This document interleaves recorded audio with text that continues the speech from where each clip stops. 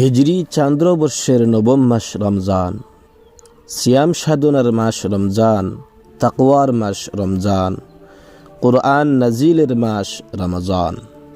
আল্লাহ তাআলা বলেন, রমজান মাস, এই মাসে মানুষের দিশারি এবং সৎ পথের সুস্পষ্ট নিদর্শন ও সত্যাসত্যের পার্থক্যকারী রূপে কোরআন অবতীর্ণ হয়েছে। তোমাদের মধ্যে যারা এই মাস পাবে তারা যেন এই মাসে সিয়াম ব্রত পালন করে। তোমাদের জন্য, হে মুমিনগণ, তোমাদের জন্য সিয়ামের অর্থাৎ রোজার বিধান দেওয়া হলো, যেমন সিয়ামের বিধান তোমাদের পূর্ববর্তী উম্মতদের দেওয়া হয়েছিল, যাতে তোমরা তাকওয়া অর্জন করতে পারো। ইবাদতের বিশেষ মৌসুম রমজান মাস, রহমত, মাগফিরাত ও নাজাতের মাস রমজান। এ মাসের প্রধান ইবাদত সিয়াম বা রোজা পালন করা।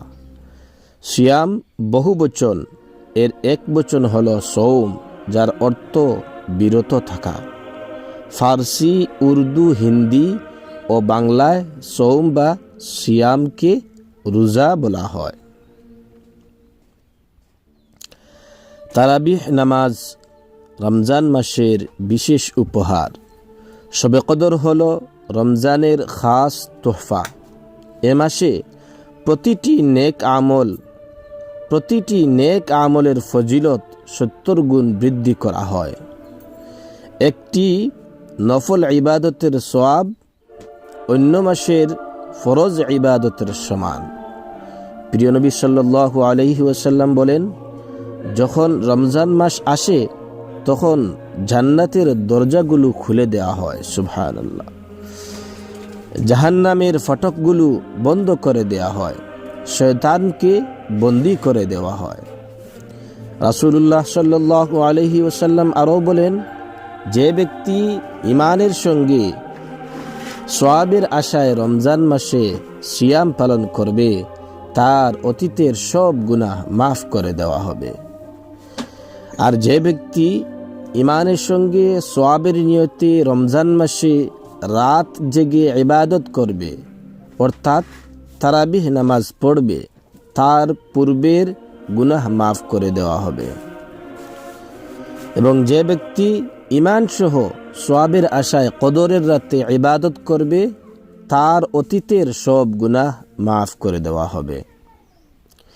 জ্ঞান সম্পন্ন সাবালক, রোজা পালনে সক্ষম এমন সব মুমিন মুসলিম নারী ও পুরুষের জন্য রমজান মাসে রোজা পালন করা ফরজে আইন ইবাদত।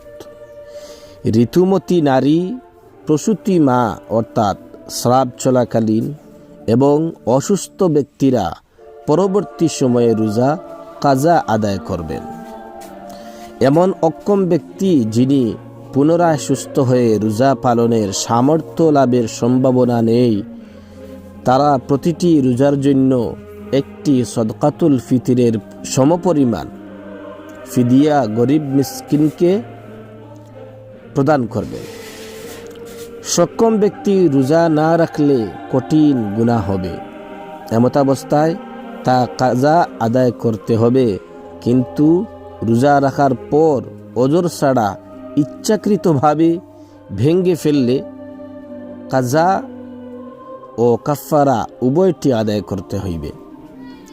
একটি রোজার কাজা হলো একটি রোজা এবং কাফারা হলো এক নাগাড়ে 60টি রোজা অথবা 60 জন মিসকিনকে 2 বেলা আহার করানো অথবা একজন দাস মুক্ত করা, যেহেতু দাসপ্রথা আজকাল বন্ধ হয়ে গিয়েছে।